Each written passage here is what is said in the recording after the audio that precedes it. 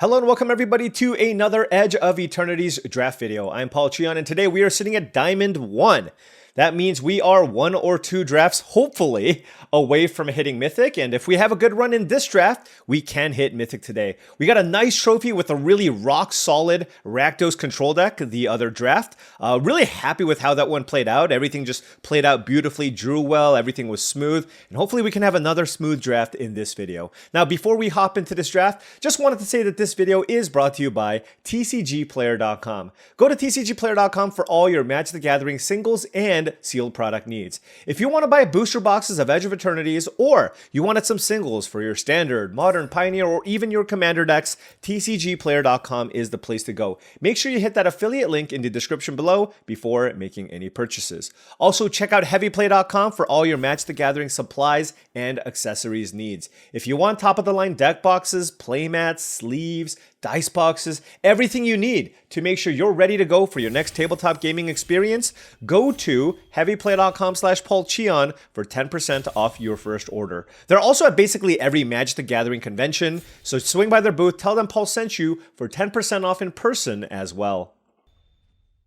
I switched over to the Memenon Big Brain avatar. Sorry, Cloud. Just trying to stay on theme here. All right, what do we got here? Mightform Harmonizer. This card's really sweet. It just beats down really hard. 4 mana for a 4/4. Now, this also works really well with Lander tokens because you can just kind of kill your opponents out of nowhere. Very, very interested in taking this card. The uncommons are pretty underwhelming here. And then at common, we have Zookeeper Mechan, Selfcraft Mechan, and Pinnacle Killship, all as reasonable choices here. But I do think they're generally going to be worse than the Mightform Harmonizer. This card is just really, really good in any deck. Red-green landfall. Okay, look, it's just good in any deck. Let's take it here. And move on. All right. Oh! One does not simply pass a Biomechan Engineer. Look at this pack, by the way. Two of the best commons in the set in Cryogen Relic and Galactic Wayfarer. So this is going to be tough because I'm taking the Biomechan Engineer because this is the Mythic uncommon of the set. But man, I'm passing a good blue and a good green card, which I don't necessarily feel good about. There's also an Illivoy Infiltrator, but yeah, I'm taking the Biomechan. I mean, it's a Galactic Wayfarer that costs 1 less mana and also is a unstoppable late game win condition in the end game. Let's go ahead and do that.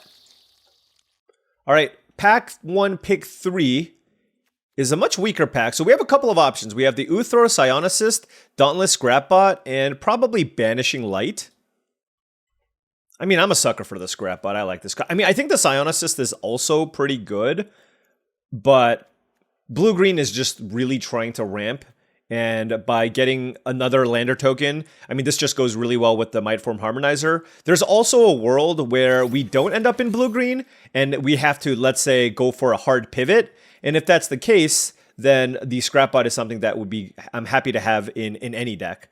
All right, this is, a pretty easy Cryogen Relic, but we'll note that there are 2 strong white cards in the pack here as well. There's a Banishing Light and an Honored Knight Captain. Now, I first picked the Mightform Harmonizer, and I second picked the Biomechan Engineer, but that's not necessarily an indication that green is open. Now, given that I have these 2 cards, I would much rather be green than anything, but just gonna need to be mindful of this pack because certainly green-white is something that we could have potentially considered given what we see in these packs. All right, pack 1, pick 5, fairly weak pack here. We have Illivoy Operative, Radiant Strike, Biosynthetic Burst as considerations. I guess I'll take the Biosynthetic Burst. I mean, it's not like Radiant. If it was like a Banishing Light type card, I'd take it, but I think this is a really good combat trick, and Illivoy Operative is a fine 2-drop, but I think I will be able to get other good 2-drops outside of the Biosynthetic Burst. And there you go. Eumidian Terra Botanist. Everything that the blue-green deck wants. You want to ramp, get to the late game, and this thing is a solid 2-drop that gains you a bunch of life. We'll be taking it over the Germinating Worm. But very nice to see this pack 1, pick 6. And really happy with how this deck is shaping up. And now, in the late stages of the pack, we're getting Thawbringer, which is still just a really, really rock-solid creature to play. So very, very happy with basically everything that I have. The one thing that I'm missing right now is interaction. So if I can get some Cryo Shatters. I mean, we got like 1 million of those in the other draft a couple days ago. Oh, wait, no. Maybe that was some... Anyways, Cryo Shatters are removal spells that you typically can get late. That is a Focus Fire, which is one of White's best commons, and a late Servandum. So yeah, I mean, certainly we are seeing some white cards here as well. And maybe blue is something that's seemingly drying up here. There is a Dockworker Drone, but I'll just take another Thawbringer for my deck. Illavoid Lightjammer is fine. Pinnacle Killship, fantastic. I can't believe that tabled. That was one of the 4 or 5 best cards in that pack, in my opinion. And given that I already have 2 ways to make landers, this is exactly the type of top-end card that the blue-green decks want. So, like I said, very happy with this configuration here so far. Noting that blue is not super duper open, so there is a world where I'm base green. I could perhaps consider splashing these blue cards, but we'll see where this goes. We'll see. Right now, I really want to prioritize some removal, and if that comes in the form of a different color, certainly something that we can entertain. Divert Disaster, I guess, does an impersonation of a removal spell, right? So 1, 2, 3, 4, 5, 6, 7, 8, and then both of these cards are totally fine cards to play because I fully expect that the next pack will not be as good for us. We got a lot of good, reasonable to solid green cards and some good ramp. But given that we passed the pack with the Cryogen Relic and also the Galactic Wayfarer, I wouldn't be shocked if pack 2 ends up being a little bit dry. And if that happens, well, I can look, Divert Disaster and Biosynthetic Burst are totally fine playable cards to play in your deck. All right, the Seriema is a really good card. Really, really nice card, but I don't think I can take it here. I don't even have a legend to search for. So I think for me, it's between the Meltstrider's Resolve, which is a good interactive spell, and Gene Pollinator, which is a really good ramp effect. I think I need interaction more than anything, but I do hate passing Gene Pollinators, although this is the type of card that you typically get later than you should. So, hopefully we get some. But I think the Meltstrider's Resolve is very, very important for us to pick up here. Pack 2, pick 2, rare missing, and for blue and green, we have Thawbringer number 3 versus a Lashwhip Predator. I have 3 3-drops. I can kind of use another big thing here. I only have the Pinnacle Killship, so let's take the Lashwhip Predator. All right, pack 2, pick 3. We have, I'm not going to take the 2-drop here. It's really, wow, there's Cryo Shatter, Dauntless Scrapbot, and Harmonious Grove Strider. They're all very good. I'm going to take the Grove Strider. I think this card's just going to be absolutely gigantic in my blue-green deck. And I think I've been undervaluing this card because when I've taken a look at the numbers for this card, it is really, really strong. So let's take that here. All right, we're getting some hookups here. There is a Seed Ship Agrarian and a Mouth of the Storm. And you know what? I think this time around, I'm going to go with the cheaper card. I now have picked up a 5, a 6, and a 7. And the Agrarian can be quite nice, especially if I can find a way to tap it. And given that I already have a Pinnacle Killship, I think Mouth of the Storm is quite nice, but I could use another solid 4-drop. So let's take the Agrarian here. All right, getting a lot of the green cards, very happy about that. This is absolutely not a Self-Craft Mechan deck. Not going to have enough artifacts here. Nebula Dragon would be fine on the splash, but I am happily taking a Cryo Shatter as my second interactive spell here for my deck. I think we're doing a pretty reasonable job of trying to balance curve and power. So, we took a couple of these cards over some cheaper cards, and then we took this over a very, very solid 7-mana card. Here we have, I don't really like the Atomic Microsizer. I'm just going to take a Mechanizoa because I don't really care about splashing the Seed Ship Brewtender, but this is something I certainly don't need to play. But yeah, I mean, we certainly have our expensive cards covered, and oh my goodness, a Cryogen Relic this late. I do think it's better than the Scan Ship. Just smooths out our draws. One of the few ways, actually, to smooth out your draws. And all right, now we're going to be looking for some more cheap creatures. If I can get, Blooming Stingers or something along those lines, would be happy to play effects like that. Oh, there's a Killship versus a Tenderfoot. I really want to pick up the second copy of Killship, though. I'm going to take it. I just think this card is excellent. I have a bunch of big creatures to station this up. It's a late game removal spell.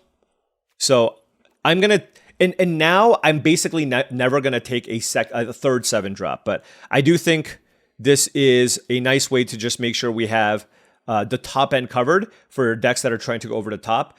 And that Intrepid Tenderfoot is just okay, in my opinion. But yes, I will absolutely prioritize some cheap stuff here. There's an Ilvoy Operative, Late Night Luminary. But hopefully we can do better than the night. Hopefully we can do better than that.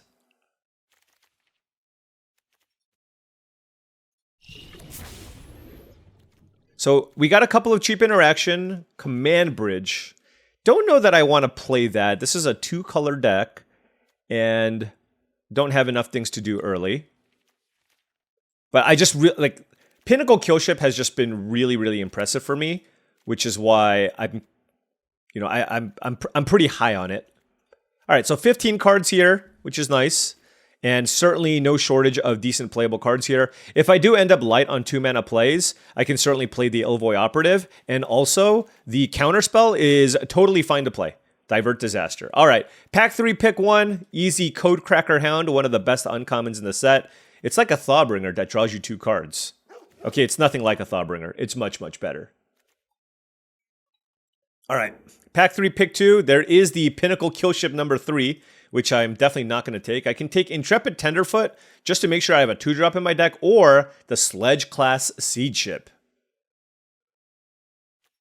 There's also like an Orbital Plunge on the splash. Can I consider that? All right, you know what? I'm going to make a responsible pick here and take the Tenderfoot. Okay? Just to make sure that I have a 2-drop in my deck. All right, now we have Gigastorm Titan. There's a Tragic Trajectory on a splash, and also Blooming Stinger. And once again, folks, there's a reason why they call me Responsible Paul. We're going to take the Blooming Stinger, another Cryogen Relic, basically never passing that card. There is a Grav Kill and also a Survey Mechan, but I think the Relic is just too good.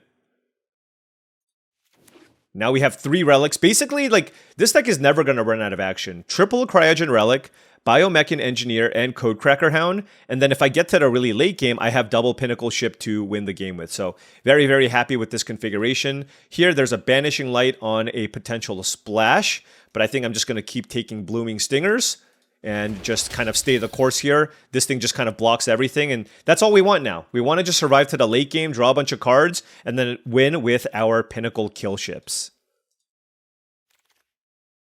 All right, this is a miss of a pack. I'm basically never playing Mental Modulation. I can rare draft or take an Embrace Oblivion on a potential splash. I don't really have good things to sacrifice though, so why don't we just rare draft? No big deal. All right, that is Pinnacle Killship number 3, and like I said, I am not super interested in a 3rd copy of that card, so I'm just going to keep taking Blooming Stingers here. Look, I mean, this kind of serves a similar role as Cryo Shatter. Like, you just play it, and it just makes it really hard for your opponent to attack through this card.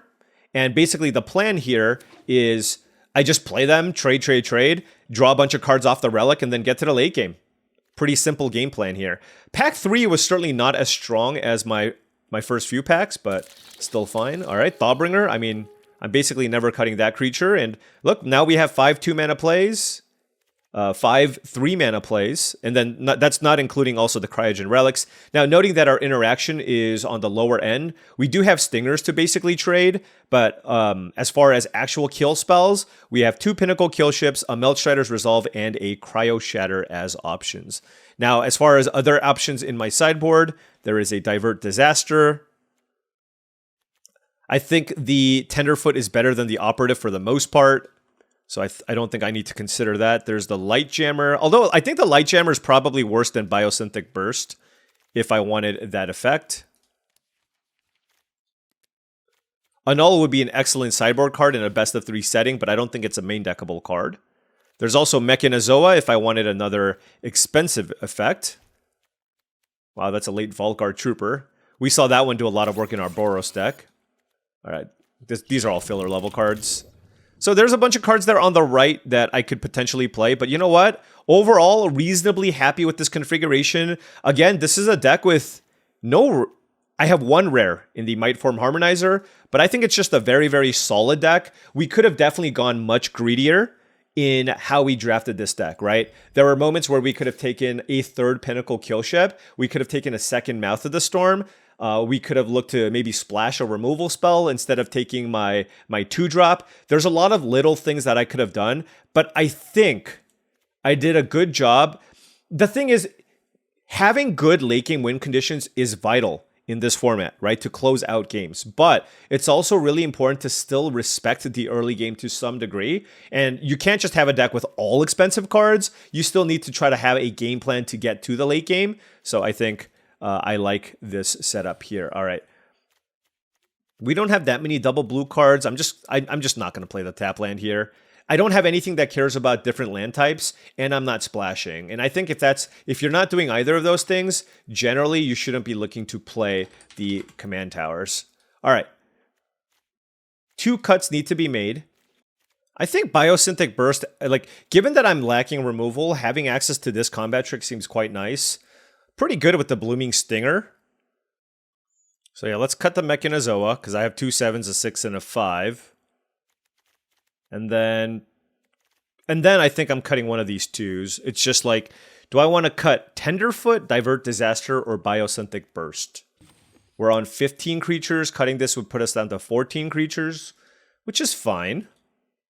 You know, I think I'm just going to cut the Divert Disaster. This deck actually curves out pretty well. And having 6 2s, a bunch of 3s, and just not worrying about Divert Disaster, and then, you know, obviously good players can play around it. I think if I had less 2-drops, I would play the Disaster, but I don't have like a ton of instant speed removal either. So I just want to play to the board, have a bunch of creatures, especially when I have 2 giant spaceships at the end. And I can actually beat people down actually with this deck. So let's just try this. I think it was all kind of close. I'm going to go with the Biosynthetic Burst and be a little more proactive. All right, now before round 1 starts, just wanted to say that if you've been enjoying all of this content and wanted to support the channel in another way, my Patreon is the best way to do so. That's patreon.com/paulcheon. Big shout out to all the patrons. Thank you so much for all your support. Access to the Patreon will give you access to my Discord channel, which I believe is a really great way to join an awesome community of folks also looking to up their limited game. All right. Gonna keep this. We have a bunch of 2-drops and a Thawbringer.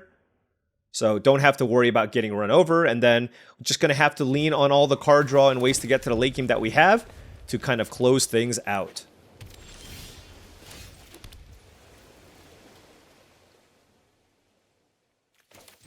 Just play out a Blooming Stinger. This is like better in the late game, right? So I feel like I should just play this over the Thawbringer most of the time. Okay, that's a Night Luminary on the Warp. I mean, it's good, but like, turn 2, they played a 1/1 on the draw. So, I'm not too overly concerned. It is a very good card, though. Like, just casting this card is good. But let's play Thawbringer. Siege Ship Agrarian, I'll keep.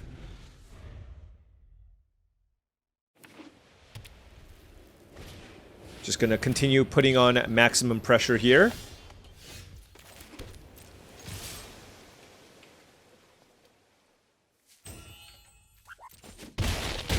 So now my question is, do I go double creature or do I play the Siege Ship Agrarian? They can play a Night Luminary.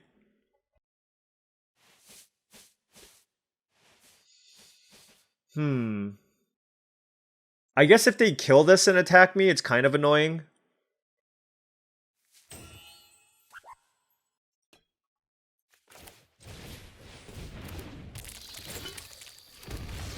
Let's just play multiple things. I mean, let's just overwhelm our opponent here. It's going to be like hard for them to double spell, and even if they like double spell and attack with the Infiltrator, my board is just so strong here. All right.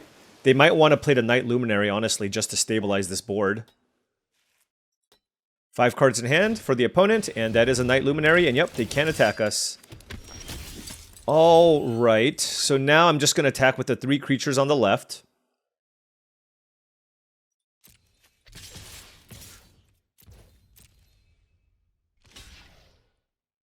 Yep, they're just trying to survive, which is fine.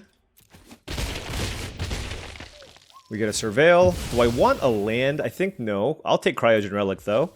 Alright, now we play the Agrarian, play a land, and pass. So now we got a 4/4 here. The Biomech Engineer is also very, very strong on this board. So we have, and then we have Cryogen Relic off the top, which is a nice way to keep the card flow going as well. So, liking the situation. If they can't kill the Agrarian, I get a lot of value. And even if they do, I have the Biomech Engineer, which is going to give me a bit of inevitability. And if they somehow double spell this turn, oh no, just Tractor Beam. Tractor Beam on Agrarian is awesome. Wow. Tractor Beam on Agrarian is awesome. Okay. Drew a land. That was actually perfect. Because now we can attack with the Stinger. We can still play Tenderfoot. And then we can still sack the lander.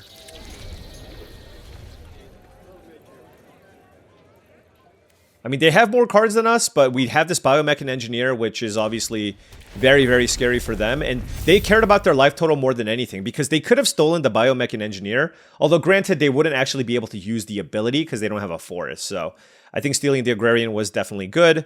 And let's see how this goes. Starfield Vocalist on the Warp. Oh, Banishing Light?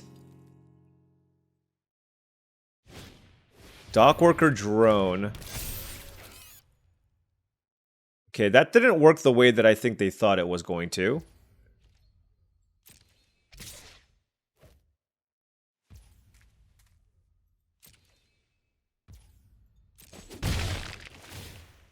Okay, so they draw a card. So the Vocalist goes away. Okay, so now what? They're at 8 life. I think the answer is just activate the lander. Because if I draw a Pinnacle Kill Ship, I want to be able to play it, right? Oh, I should have gone blue. Although I don't think it's super relevant.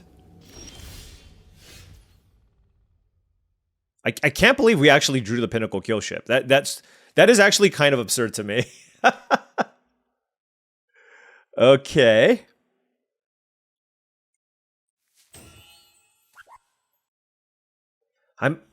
I legitimately am not sure what I'm supposed to do here.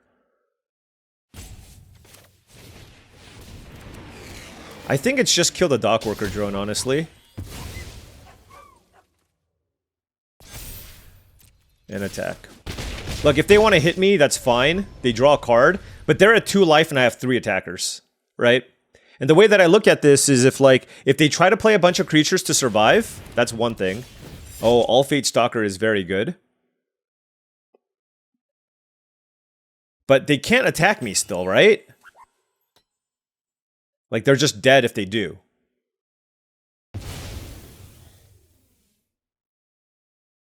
Unless they also have a Cryo Shatter. Which would obviously be very good here. Alright, so now we're in a spot where an 8th land is incredible. They did have Cryo Shatter, wow! Oh, they didn't attack me though. Okay. So this is good then. Also, why didn't I station this? What is wrong with me? What the hell?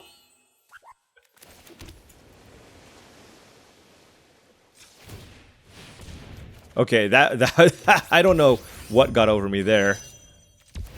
Okay. Yeah, that was terrible. I mean, I wouldn't have turned this on anyways this turn. And I just got an activation out of the Biomech and Engineer. So, honestly, this game played out exactly like I expected it to in terms of the game plan for my deck.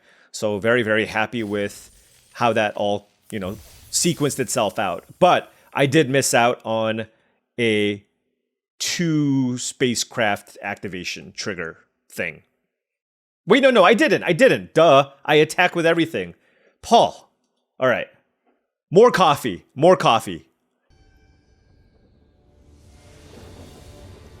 Okay, on the play here. I have Island Forest and some cheap things to play. It's always nice to have some cheap things to play.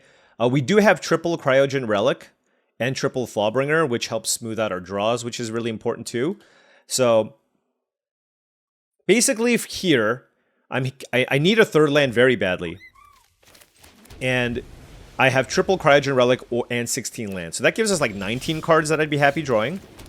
And happy that we just drew a land there. So that's good. Because now, once we get to land number 3, we have the Thawbringer, which will then give us a good shot at being able to find a land on the following turn. That is a Pinnacle Kill Ship. Okay. Let's attack.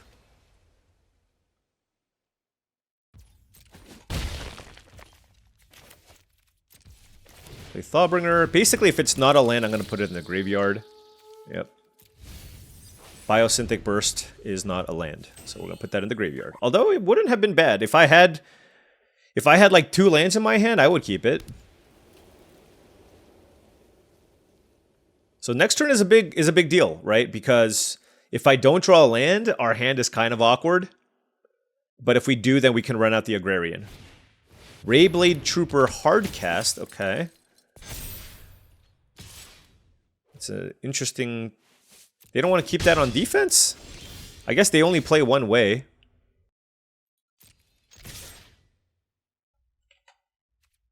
I mean, they kind of have to block the Thawbringer, which I kind of want to just because I want to surveil. This is nuts! What the heck? They're just taking all the damage? Why? Okay. I'll keep the land. They've got a plan here. They definitely have a plan. I don't know what this plan is. Oh, okay. You're trying to race me? I mean, look, if you're not going to block with this on the previous turn... I see. I mean, that's... Okay. Yeah, I mean, they probably shouldn't have attacked with the Knight Honored Captain previously. Trading this for this and get them getting a 1/1 seems not great. So let's just get the Agrarian in play and pass.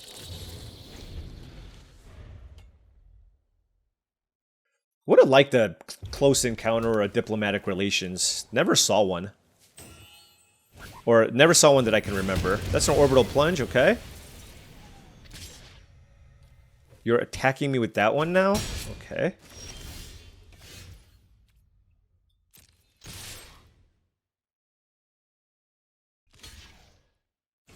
These attacks and blocks have just been really weird. Alright. Now the question is, if it's a land, do I want it? I don't know. I don't think so, right? Like, I know I have a kill ship, but I won't have anything to do next turn.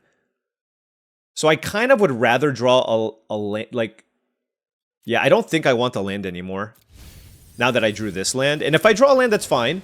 But I would rather... Like, drawing a land next turn is totally fine, but I think a spell is generally just going to be better.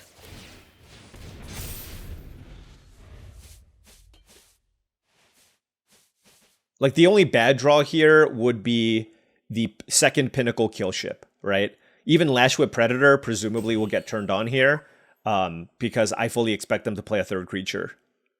And if I draw a kill ship, I mean, I can still Cryo Shatter. I can still Cryo Shatter and pump up my Tenderfoot. They seem to have a decent amount of removal, though, so I wouldn't be shocked if they have a way to kill this Tenderfoot. Melded Moxite. Alright, this is not typically a card you generally want to play in a red-white deck. I guess maybe... No, because it looks like they're aggro. I mean, if you have an artifact sub-theme, I guess it's still fine. They are having trouble finding their second red source. Alright, Night Luminary coming in.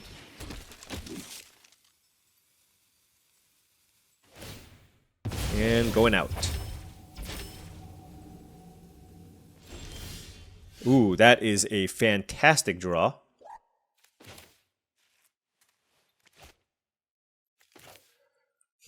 Alright, let's lead things out with a Cryogen Relic.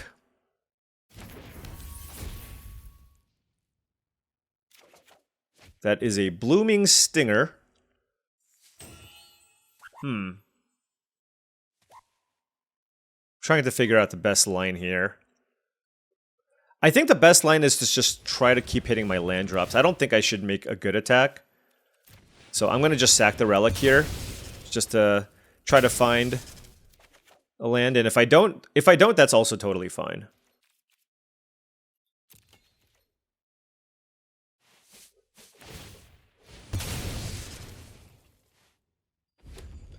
I'm hoping to win through just by having a few more resources here with this Cryogen Relic, and then of course getting value with the Pinnacle kill ship. Also, I'm not interested in trading creatures because I want to station the Pinnacle kill ship if I can.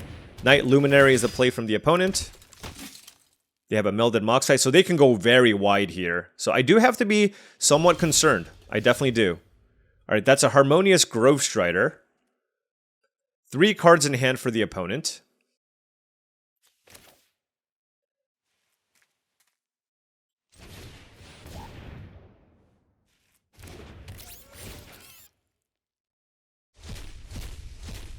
Now the question is, do I want to play a Blooming Stinger here or sack the Lander?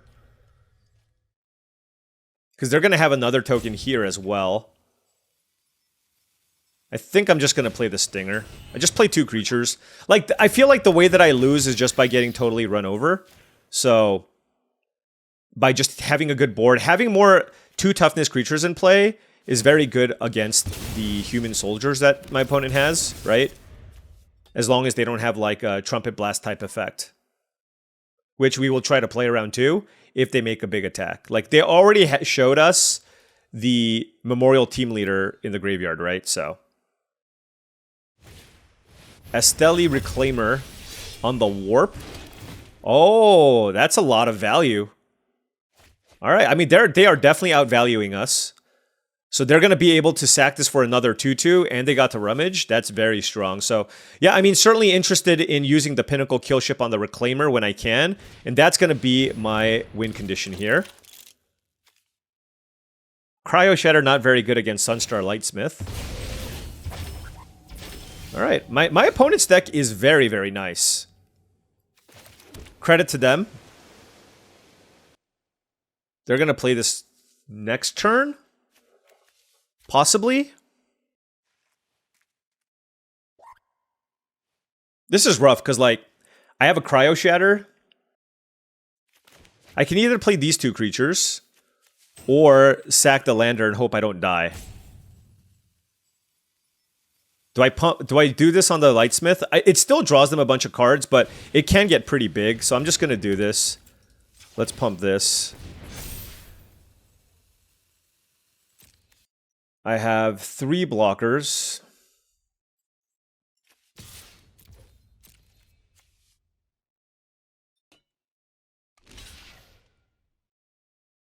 That's fine. Basically now, like, my concern is my opponent going super wide, right? So for that reason, being able to clean up the board this way, I think is okay, and I can still block everything. So trading, you know, an Intrepid Tenderfoot for like 3 tokens, I'm pretty happy with. But our opponent has drawn more cards than we have. We need to find more Cryogen Relics, Biomech Engineers, Codecracker Hounds, etc., etc. Caveron Turbo... Oh, they're going to double spell here? Yeah, I mean, the Sunstar Lightsmith is problematic. Oh, wait, they're not. They're just going to sack the Moxide. Okay. That's good. I mean, that's good. They didn't get to get a ton of extra value there.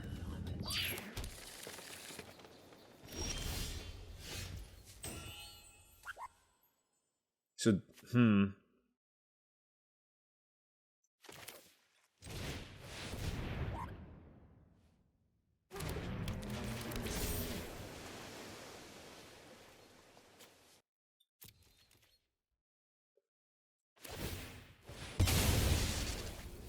They have a really cool deck, actually. It's like red-white that's kind of aggro, but like so you can get wins where you curve people out, but they can also go to the late game because they have like the Sunstar Lightsmith, the Reclaimer, the Honored Knight Captain, just a bunch of really great ways to get value. So I think my opponent put together a really nice value-based red-white deck. And, you know, like, my deck can definitely hang, but the way that we do so involves, like, chaining a bunch of Cryogen Relics and stuff. Hopefully this means that they're out of, like, additional card draw effects, but look, they even have a Sunstar Lightsmith here, too. Oh, right, they can give it haste, you know.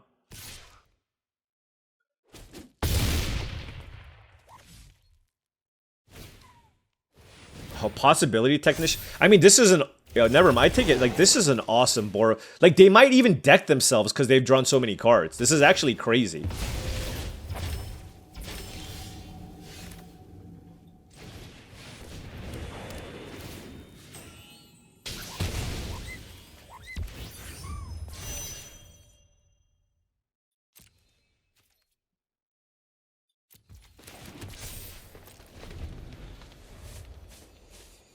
I mean, they have 6 cards in hand. I actually feel like a dog. Somehow I got outvalued by a Boros deck.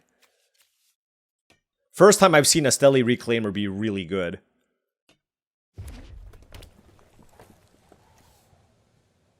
Yeah, if they kill my kill ship, like, I'm kind of out of action, right? Then how do I kill them? Like, I already been to my Biosynthetic Burst. Biosynthetic Burst plus Harmonious Growth Strider is a nice combo.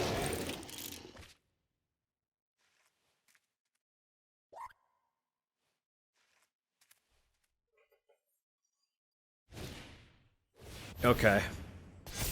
This one might be over, folks. Banishing Light on the Pinnacle kill ship. I mean, theoretically, I can block a bunch of stuff.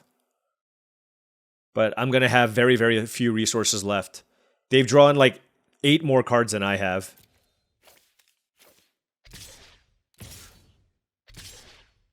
Why didn't they give this haste?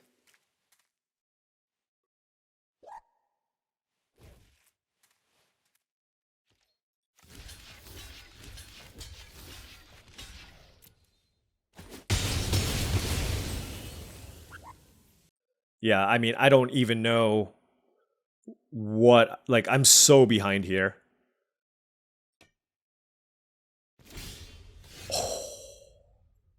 Oh, I'm 1 land short of activation. Darn.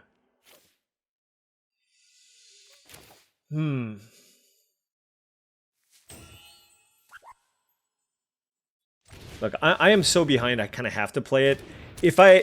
If I could afford to play around it, I would play this on a turn where I have access to 8 mana, but I just don't. So. This is the best melded Mox site in the history of melded Mox sites. It's drawn my opponent 6 cards and made them 3 2/2 tokens. They have 6 cards in hand still. What the heck?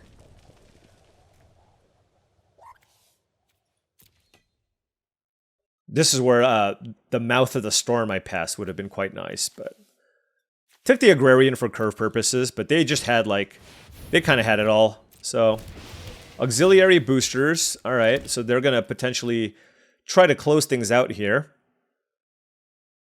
And they're constantly double spelling here with the Sunstar Lightsmith, and this is where a lack of hard removal is certainly hurting us.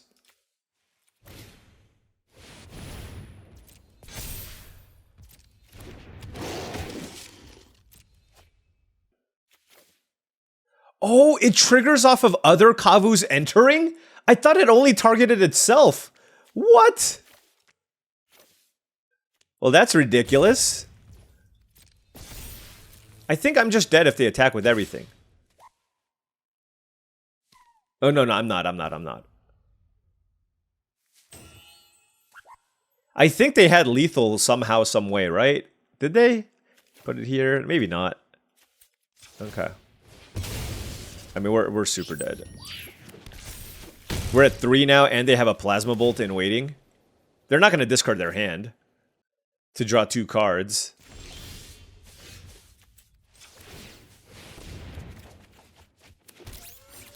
All right.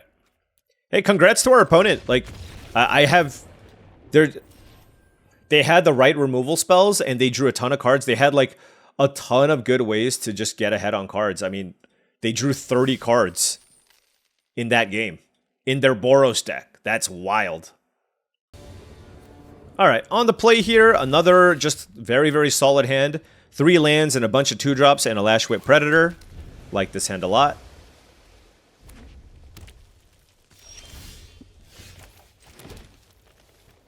Let's play the Terra Botanist here.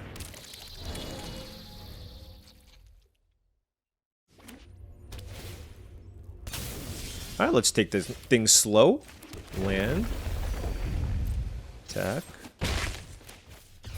We're gonna warp this. Take the Cryogen Relic. Whew! All the cards. I guess I could have played it just to have more beats, but... I don't know. It felt wrong. Who actually casts Codecracker Hound? I feel like people who do that are ones that like are people that typically find themselves behind on board a lot. I'm gonna play the Biomech and Engineer here and sack the lander. Because then I can just slam the Lash with Predator. Like, I just want to continue pressuring my opponent, and then later I can just like refill up with the Cryogen Relics and the Codecracker Hounds. Look at this, see? I mean, they're just using their removal, which is fine. But I'm using my lander, and I have no shortage of action. Let's crack this. Get an island for all these relics.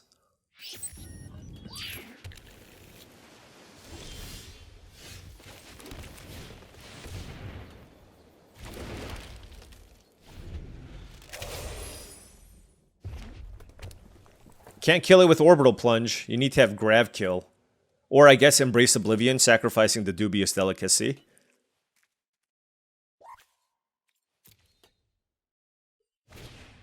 Anti-Causal Vestige. A very good card, by the way. Let's see what they put in. It does come into play tapped, and that is a Cov Landseeker. Okay. Whoa! That is a Mightform Harvester. I don't have a land in my hand, though, so let's go... Let's go Cryogen Relic here, see if I find a land. I did not. I did not.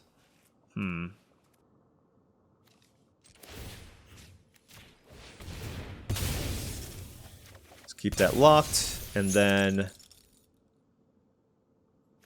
Let's play Codecracker Hound.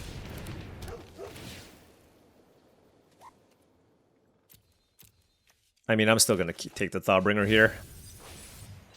Alright, so this is locked down. They have a lander they need to use, which is kind of awkward for them. I mean, maybe they don't absolutely have to use it. Oh, they have Embraced Oblivion now. That's really good. I guess, I'm hoping they just sack the lander. But they're going to sack the lander to Embrace Oblivion, which is extremely strong. Alright, fair enough. And this is why we're just going for the value plays here. Biosynthetic Burst. Okay.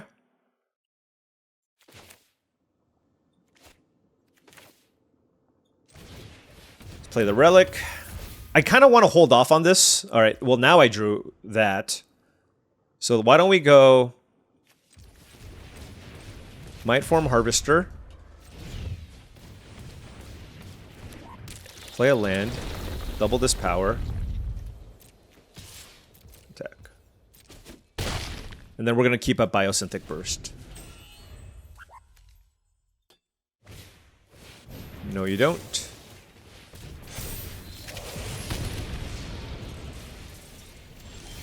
Alrighty. Alrighty, alrighty, alrighty. So now things are looking quite nice here for us. Let's start things out with a Thawbringer. See if we can surveil something good. Agrarian is good enough.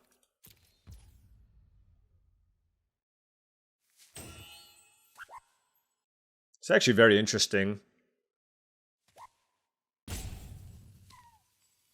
I want to force a bad block here, so I can target this, and then that's a double block, right?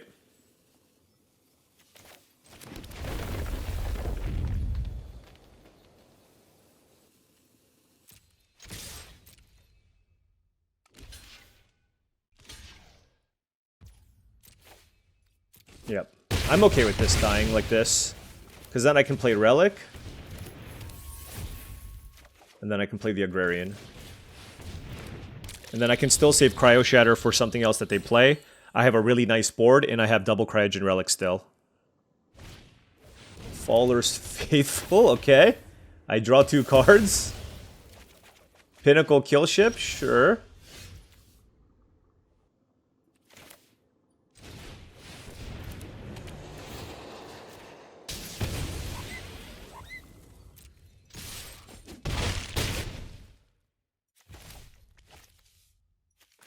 Alright. I mean, our hand is great. Cryo Shatter, Melt Shatter's Resolve. They're at 1 life. If they play a bunch of small, like, ground creatures, yeah, I mean... Look, they had a solid deck, too. And, you know, that's just kind of the name of the game. Like, every deck, every color combination has, like, things that come into play or removal spells that get you a lander. Like, everything has value. Cav Landseeker, Orbital Plunge. So you just need to make sure that you're the ones who can also... you know, curve out nicely, but also have your ways to form card advantage. Which is why generally Boros doesn't do well. But the deck that I lost to, that was an exception. Alright, on the play here, 4 lands, no 2-drops, but I do have a Codecracker Hound. Now, this can certainly be an instance where I have to play the Codecracker Hound, especially if my opponent plays a 1 or 2-drop creature. Hopefully we just draw a 2-drop off the top and I don't have to worry. We didn't, okay. Yeah, this feels like a cast Codecracker Hound situation. But let's see. What if they play nothing? If they play nothing, do I warp it? It looks like they're playing something. I mean, blocking that's not even particularly strong. Well, that's not a bad turn.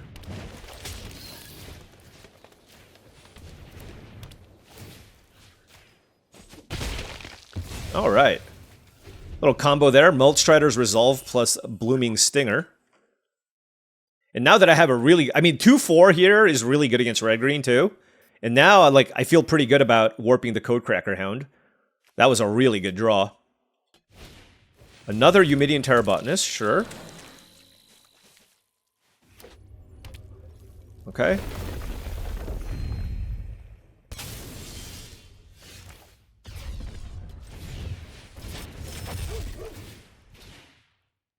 Let's put the Biomechan Engineer in hand. I think that's a good one to do.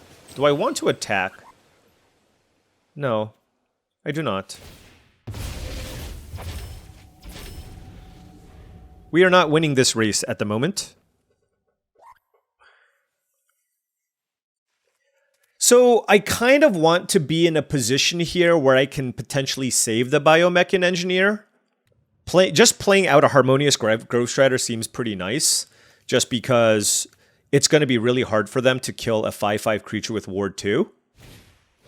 Whoa, didn't expect Frontline War Wager.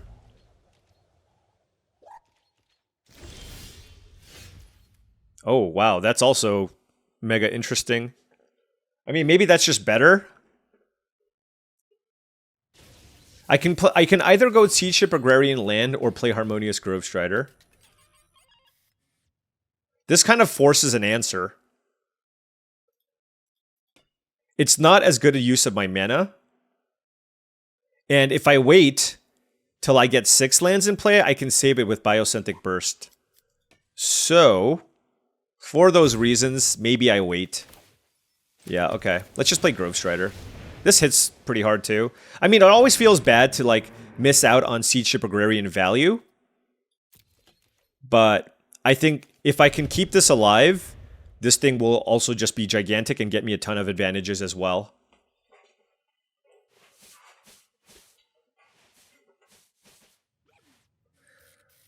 Just playing it cool, calm, and collected. Yeah, land next turn would be a very solid draw for me. I would be very, very happy with an untapped land here. Looks like we're both just doing big lander things. Just kidding. Alright, well, I mean, that's a 3-4 Frontline War Wager. War Rager, rather. But, I mean, you better believe Harmonious Grove Strider is going to get in there.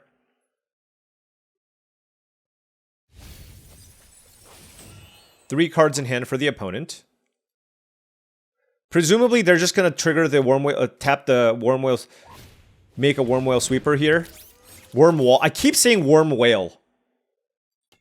So what is... I need to come up with a plan if I don't draw a land. Could be Biomechan Engineer. Pass. Could be Codecracker Hound. Look for a land.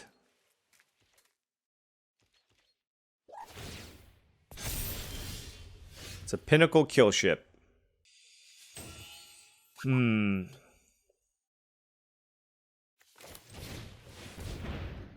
Maybe I don't care if the engineer... I have so many things that they have to kill. I don't know.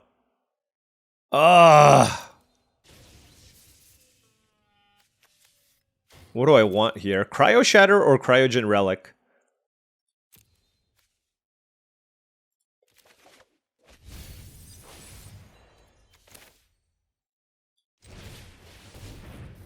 Maybe this finds us a land? Like, I've just been digging for lands.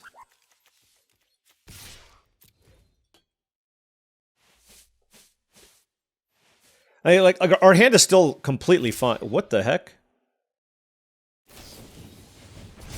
Oh my gosh.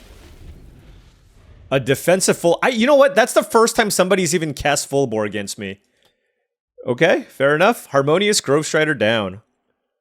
I mean, we still have a lot of tools to not completely get run over here, so we're still okay.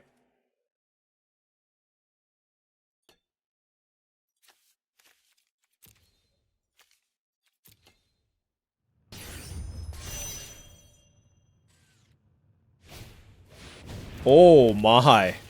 Atmospheric... Okay, you know what? All right. Things are getting dicey now.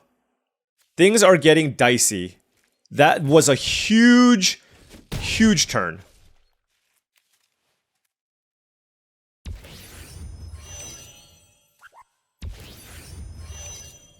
Seven, okay. Goodness. I mean, look at how much power and toughness they put into play. That is a serious amount of damage coming in. I think I just want, like, an army of Death Touch creatures. Oh, God. Hold on. Yeah, I'm, like, less concerned about the agrarian stuff. I can Biosynthetic Burst to kill one of the flyers. I can lock down this flyer.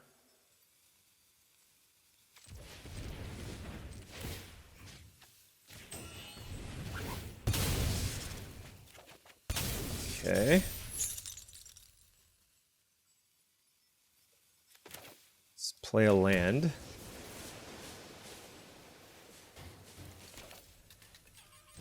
Let's play another Death Touch creature. And this is not blocking ever, so I'm just going to attack.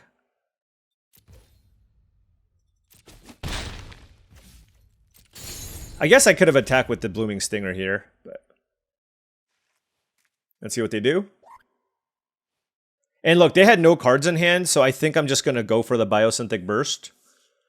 And what they can do is actually make this huge and then give it +4/+0 to trample over for a bunch of damage. So I'm hoping they do that.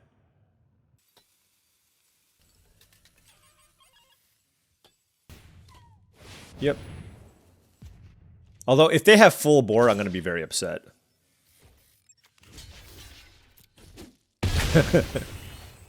All right. Well, you know what? We have stabilized. Oh, do they have Plasma Bolt? Plasma Bolt. Okay. Oh, all right. Fair enough. They have one card left.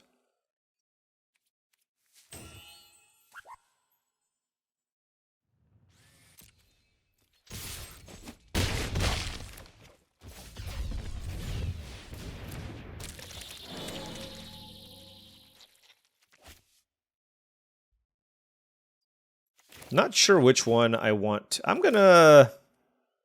Let's play the Blooming Stinger. Alright. So we have a wonderful board here. They're at 17, I'm at 11. I have the ability to instantly give something double power. And I can even play the Biomech Engineer next turn and give something quadruple power. Right? So we also drew Lash Whip Predator. They can only activate that as a sorcery. They do have 1,000,000 mana available, though, so I gotta be mindful of that. The thing is, I just don't see anything going too wrong here. So, the way that I look at this is I want to keep up the option of playing the Lash Whip Predator.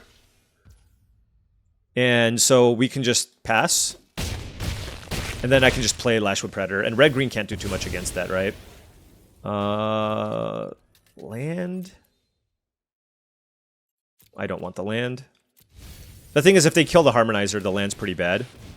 So, I'd rather just draw a spell, and if there is another land beyond that, that's also okay. Alright, here we go. Let's go double here. Boom. Alright, we did a really good job, I think, that game of just grinding through our opponent's resources, trying to stay alive. And again, I think it's really important that we were able to keep our mana curve low we have a lot of card draw, but we still have things that can just trade with everything. Like those Death Touch creatures on the ground, the Blooming Scorpions, were just so good against all their giant ground creatures off of that Atmospheric Greenhouse. Of course, also the Biosynthetic Burst playing a big role in not just dying to the large spacecraft. So, liking this here. All right, 2 land hand, but again, I have the Cryogen Relic, a bunch of cheap things, and of course the Pinnacle Killship for the top end of my mana curve. So, really good shot with the Cryogen Relic for us to hit land drop number 3, which then allows us to play the Thawbringer, which can hopefully help us find land drop number 4, etc., etc. All right, we just immediately drew a land. Let's just go Stinger. Golgari is the deck from our opponent. Eumidian Terrabotanist, sure. I will attack you. Let's play Thawbringer. I don't want the Blooming Stinger here. I would rather have a land or anything else, really. And if they attack me with the Terrabotanist, I'm happy with a trade there. Oh, a Dauntless Scrapbot. So premium uncommons being played here by the opponent. And that is another Thawbringer for us. Beatdowns. I'll just trade whatever. I'll trade whatever. Sure, I get another Surveil. I will take a land.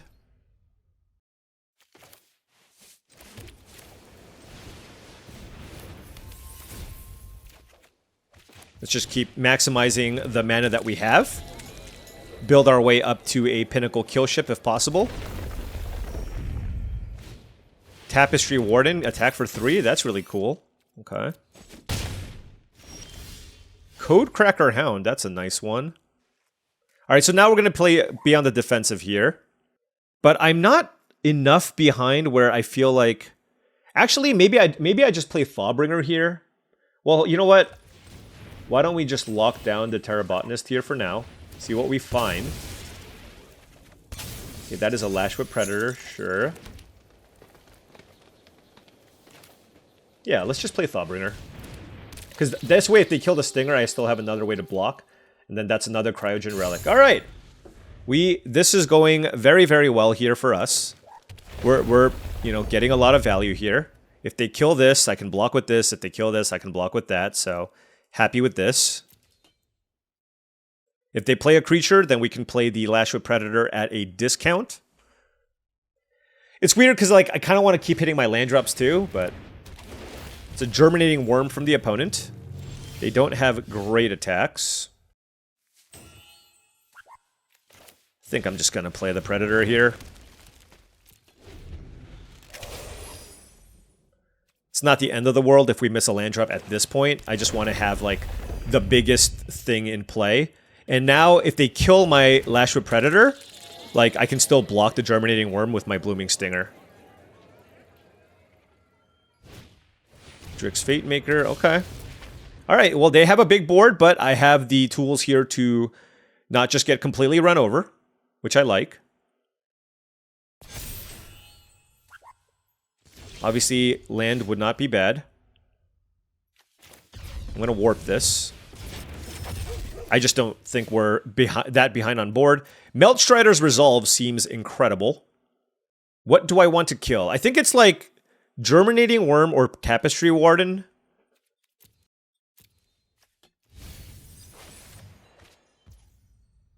I mean, Germinating Worm is just straight up a 5/5. Okay. The Intrepid Tenderfoot could also be kind of annoying, I guess. So this is taking 4 damage. Let me see. Each creature controlled with toughness greater than its power assigns combat damage equal to its toughness rather than its power. So this cannot attack. Just to be clear, because it's taking 4 damage. So because it can only be blocked by one thing. But they have 4/4s that can block. Alright. Just making sure. Alright, let's play the Cryogen Relic.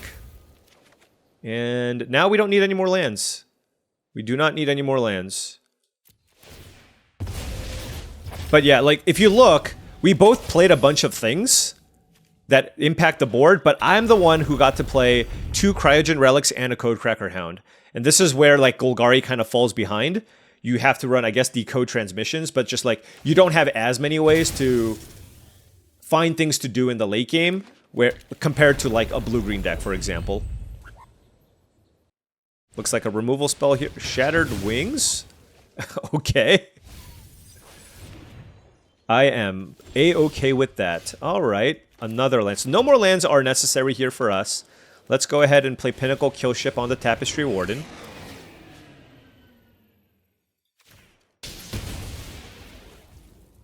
And I can just start attacking, I think. I'm at 17, they're at 24. Or I can just make a giant Pinnacle ship. That's probably better.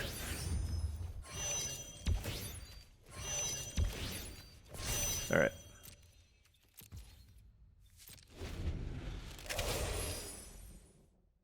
Hey, we found our late game win condition, okay? Virus Beetle, hey, I mean, it nabbed the card. It nabbed the card. Alright, Dauntless Scrapbot. I'd rather Codecracker Hound and try to find good threats or removal spells. We'll take the Blooming Stinger. Should I trade this for some number of things?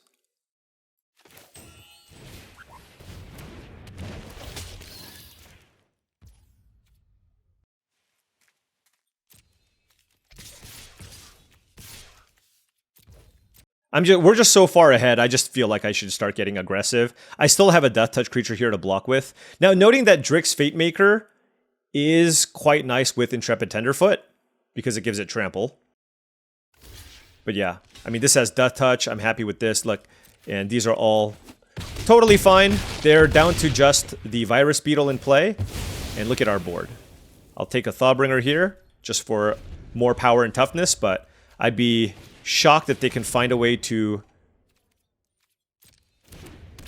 grind through what I have here. Gonna put a stop on my end step and not sack the Relic right away. Alright, let's crack the Relic.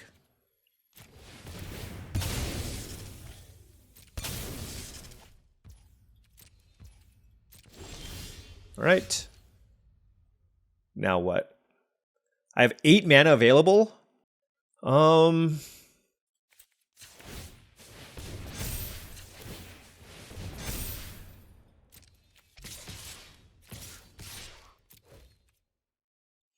I'm happy beaten down. I don't know if there's like a Golgari Wrath. I guess there's 0-point Ballad, right? But they can't really cast a big 0-point Ballad. I'll keep this land for Virus Beetle.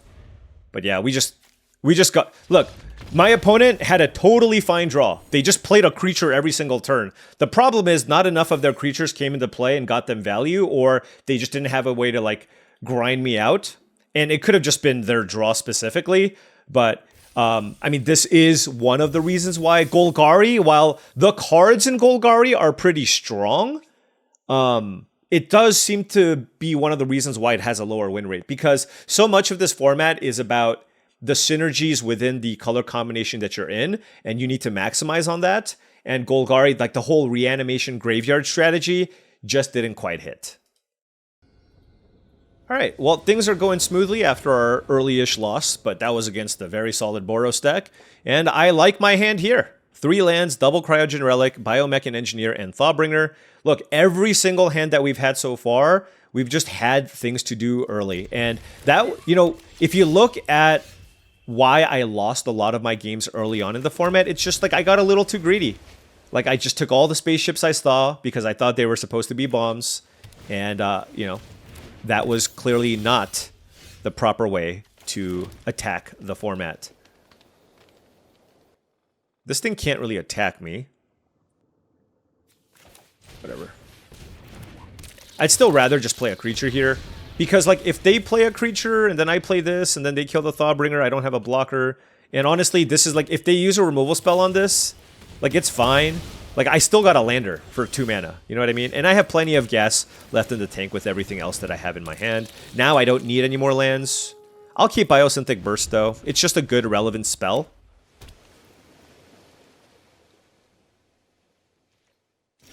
Not going to attack into Monolith Sentry.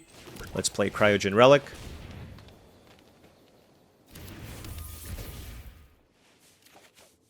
Intrepid Tenderfoot. Given that they have all this mana up, I'm actually just going to pass here and just wait. I think they have like Lost in Space or something. Oh, Scour for scrap, sure. So there was no artifact in their graveyard, fortunately. So they're just... I mean, if you're just searching for an artifact, that's quite bad. But I guess if you have like a Monoist Circuit Feeder or whatever, that's good. That is a Mechan Assembler, sure. Caesarian Dirgecraft. Okay. Alright, fair enough. And then they get to station it up too. Okay, well...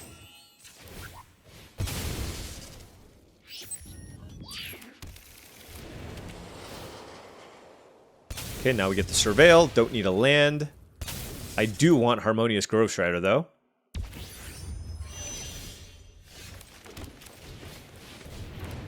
Six. It's also got Ward 2, so it's like really hard to kill. And given that they played the Dirgecraft, I'm feeling okay about this. Cautiously optimistic, if you will. Wow, that's the most awkward command bridge ever. I mean, honestly, you just play the Mechan Assembler and then attack me with the Dirgecraft. It's not that bad.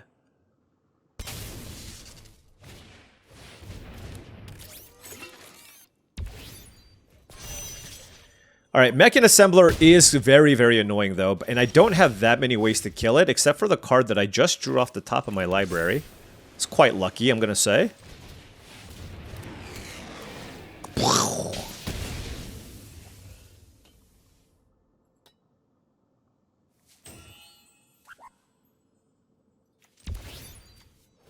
So normally I would attack there, but if they kill the Grove Strider, there's no world where I can actually station the kill ship. So I'm just going to make the 7/7 immediately here, just based off of my hand.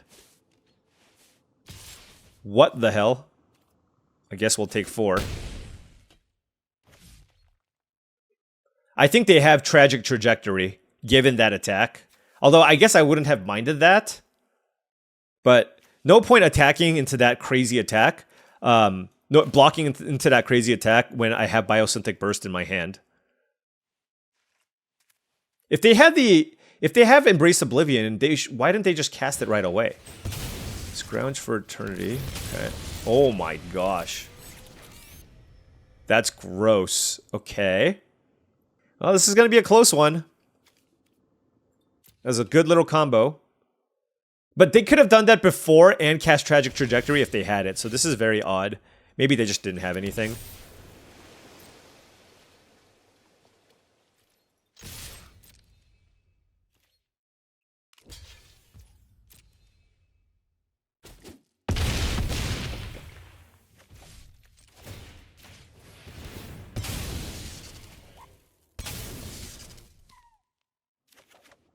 Oh! That is an interesting one indeed. I don't know that I need to use it yet, though. It's another land. We'll play Tenderfoot, and then we get to still keep up Biosynthetic Burst for a potential removal spell. So 13 to 12. We've got an 8/8 and a 7/7 flyer. They have 2 cards in hand. They made a pretty crazy attack. That's a Monoist Circuit Feeder. Okay.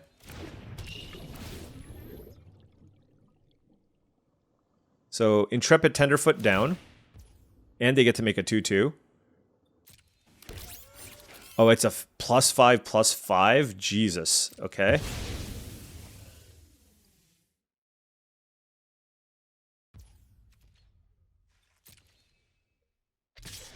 I mean, this is an instance where I should just use Biosynthetic Burst here. They have 1 mana available.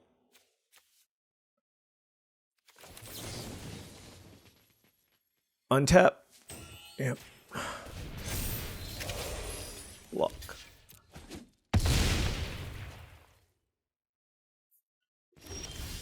We drew a land. Ooh, and Lash Whip Predator. So I'm going to play that before they block. Play a land. Attack. I guess I should have sacked the Cryogen Relic here first. Alright, they're at 5. Sack the Relic on the Dirgecraft. And that is a Might Form Harmonizer, which I admittedly forgot I had in my deck. Let's lock this down too, why not? Just in case. Just in case. Self-craft mech in here. Probably sacrificing the lander. Okay. This has got to be really good, right? I mean, that was certainly a good start. Oh, and a Death Touch creature. Okay. So that actually does block everything. But I can still attack. So the kill ship automatically gets blocked by the Circuit Feeder. The Hull Carver blocks the 9/9. And then the Mechan eats the Predator. Let's cast a Thawbringer here just to see what we have on top. I'll keep a Scrap Bot.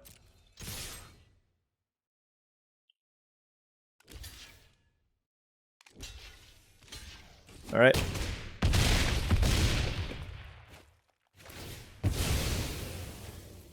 Okay.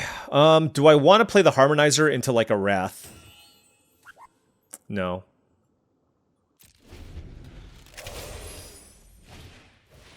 Are you... Virus Beetle? Come on now. We're fine though. We're fine, we're fine. I guess I should have played it. Alright. Yeah, they would have had to like chump block 2 of these things. Alright, look, our opponent again had a solid control deck. Oh, I didn't even realize we were playing for Mythic! There you go! Man, we are having a really nice run after a slow start to this season. Feeling very, very good about myself in terms of overall play. Not playing perfect, but still doing decently. But also just making sure that I prioritize more important elements of my mana curve. And we are now 5-1 and Mythic 220. Yes! Alrighty, next game here. Okay, I'm going to keep this, but I don't have the 2-drop here, right? So... if my opponent does have an aggressive draw, it can certainly hurt us. We did find Blooming Stinger here, though, so now our hand's fine. Totally fine. Strip Mine? No way! Why did they print Strip Mine? Shoulda led with Island, I guess?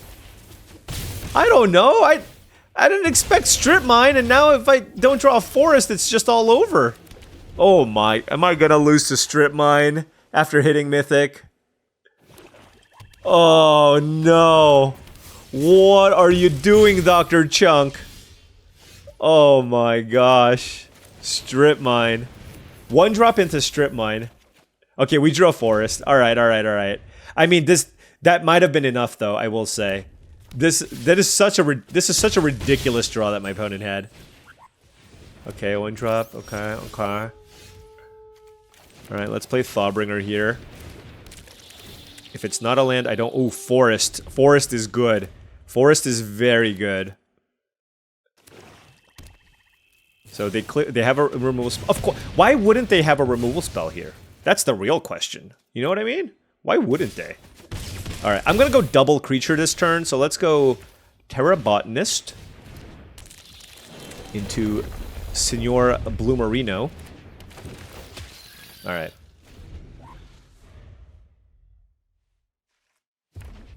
Okay. Oh my gosh. What? Come on, man! Would you relax?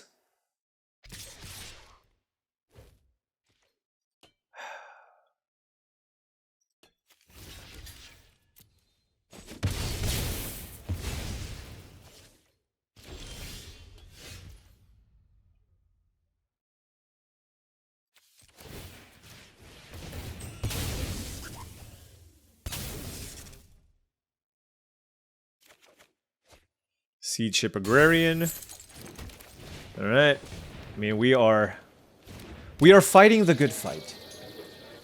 They can sack a land here now. They're strip mining themselves.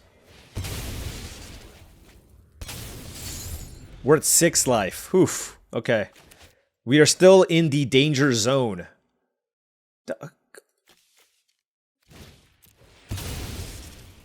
This isn't real. This is just like...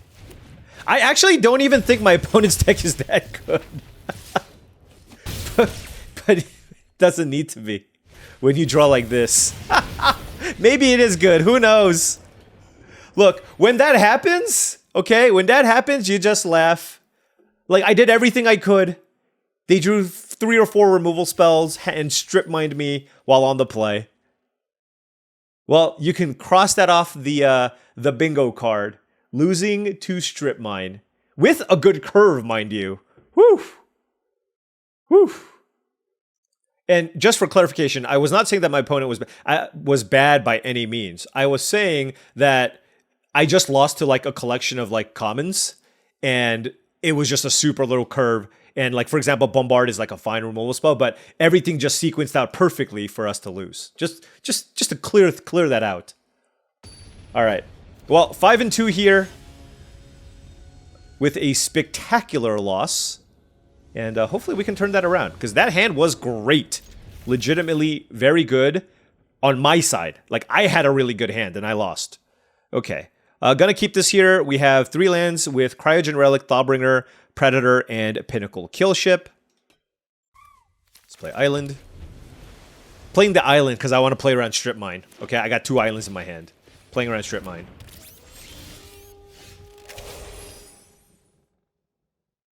I'm going to still play around Strip Mine. Okay? That 1 forest is so important. I can't believe that I'm letting the play of the last one dictate what I do here. Mostly because I don't think there's like a big cost, because I don't have like a 1 green card in my deck. And I don't have like a single green card in my deck either. Wow, this is a really good start. Turn 1 Edge Rover into turn 2 Zookeeper Mechan. I actually am kind of interested in slowing them down. So let's Cryo Shatter this and Tenderfoot.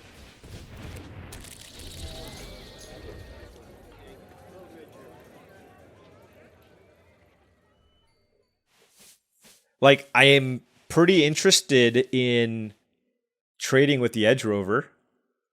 Like, that would interest me greatly. I think maybe both sides will be happy with that exchange. I don't know. But, like, my hand, I don't even have a great 4-drop anyways. So, like I said, I would be okay with this.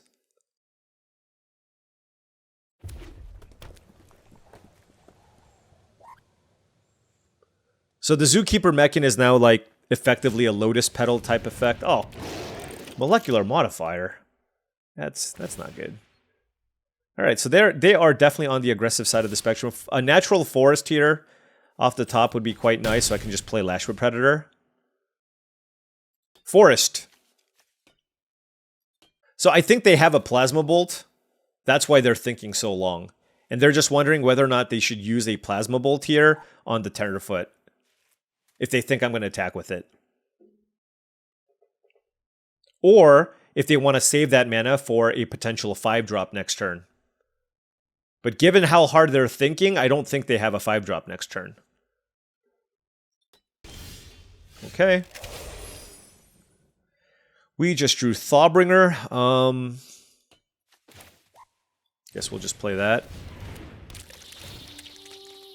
I don't want another Thawbringer.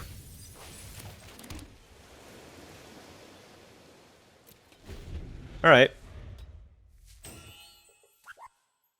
Yeah, and the thing is, Cryo Shatter, like, while it's good against certain types of cards, creatures that just have, like, triggered abilities or, like, they're just in play and give you value, those are the ones that Cryo Shatter tends to struggle against. We saw that against the Lightstar Sunsmith.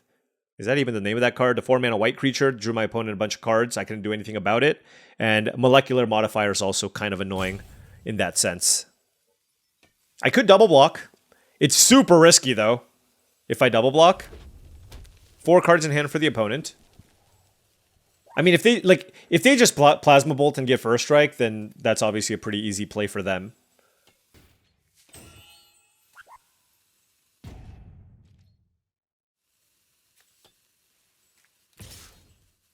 I think I just take it here. It's like, it's not even that much damage. I mean, 3 is... I mean, it's something, but... I can also start swinging back. Sky Stinger, okay, that's not the most impressive creature. Forest, please! Oh, I told you they had Plasma Bolt, right? Alright, Forest would be great. I don't actually want Island. Cryogen Relic. I don't want it. I don't want it. That one was a difficult... That was a difficult decision. Okay,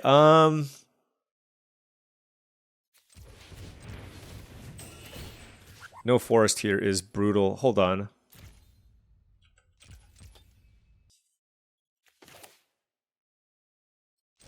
I think I should just play Biomech and Engineer, and instead of tapping something down, I should just sack the lander and get a Forest for the Predator. Like, red-green typically has a lot of trouble dealing with a card like Lashwood Predator, so... They might just target Sky Stinger now. And I'll take 4 damage, I guess.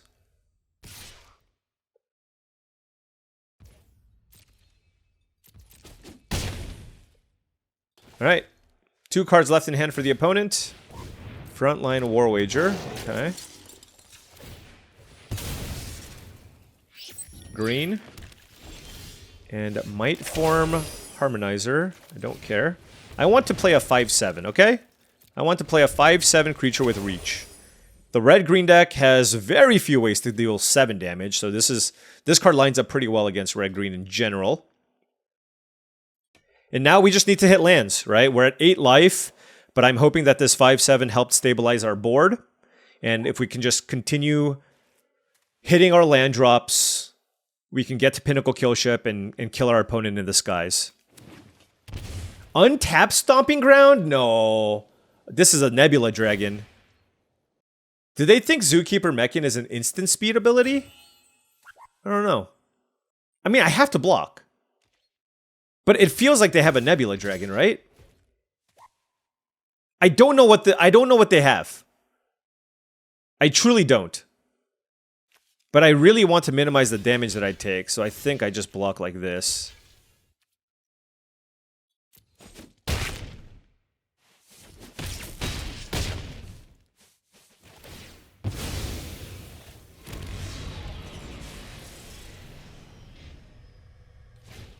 Oh, okay, fine. I mean... Like, my 5/7 was gonna block no matter what. Wait, yeah, so... My 5/7 was gonna block no matter what. At least this doesn't get pumped. And, we are still trying to stabilize here. The modifier plus this is kind of annoying. So, this is a 3/3 first striker. Seed Ship Agrarian, still not quite what we need. Okay, well...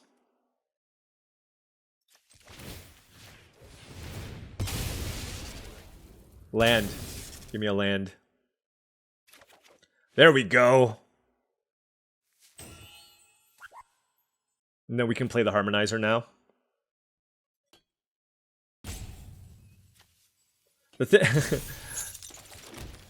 This, I will say this. Putting the Cryo Shatter on the Zookeeper Mechan didn't really work out. It did not. I'm gonna have to chump this molecular modifier, huh? If they use the Zookeeper Mechan's ability on the molecular modifier, I'm gonna have to chump it. I will. The question is, what do I chump with? I don't actually know.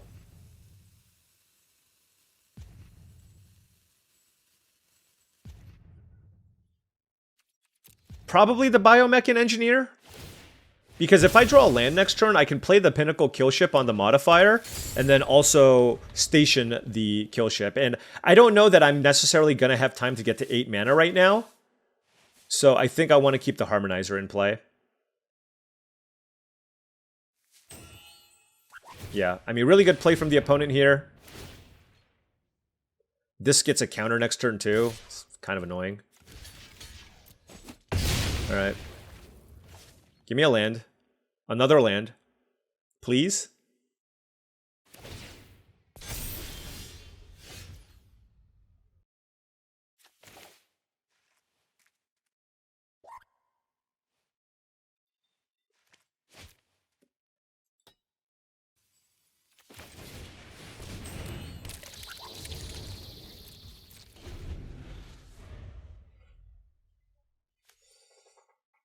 Ay, ay, ay.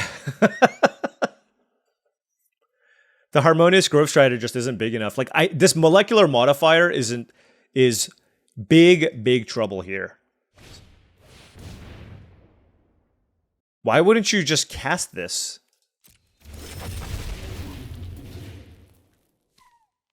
Oh, this is so bad. Okay.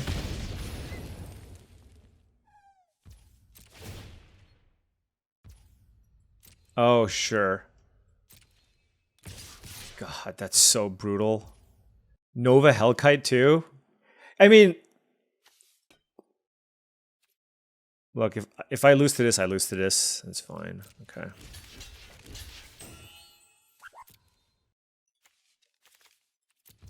If I lose to Nova Hellkite, I lose to Nova Hellkite. You know what I mean? That's how things go.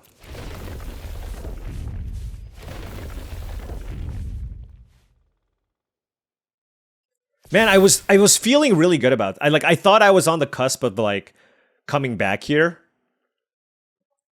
But now I'm at 2 life and I have to deal with a Nova Hellkite, which I don't know. I'm at 2 life. Like, okay.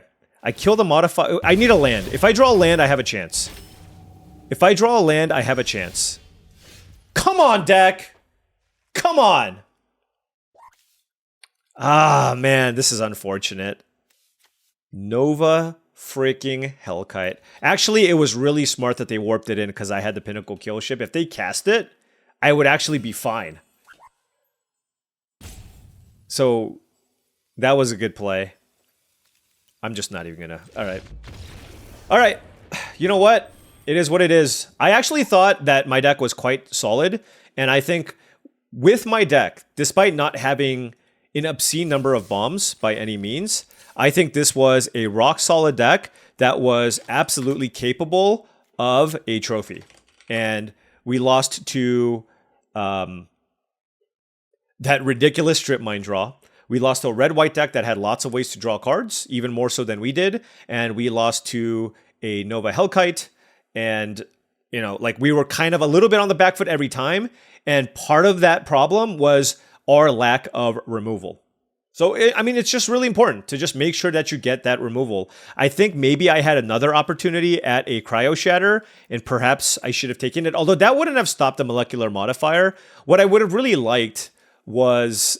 What I would have really liked is just a bite spell, right? I would have really liked a bite spell. I don't even think my mana was good enough to like warrant splashing a 3rd color. I didn't get that many ways to make landers. But we had the Cryo Shatter, the Resolve, and then of course the Pinnacle Kill Ships are okay, but they are still a little bit on the slow side, right? This is my late game whammy.